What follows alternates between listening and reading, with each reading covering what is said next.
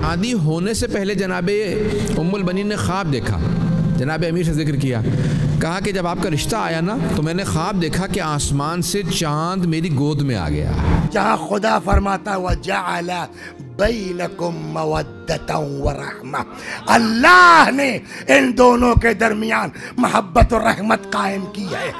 बल्कि खुदा ने वहाँ पर यह कहा कि मिनन्नास मन यशरी नफ्सहु इब्तिगा मरज़ातिल्लाह, जन्नत तजल्ली है, जन्नत तस्वीर है खुदा की मर्जी की। बीबी का नाम तो फातिमा था जैसे अर्ज किया है।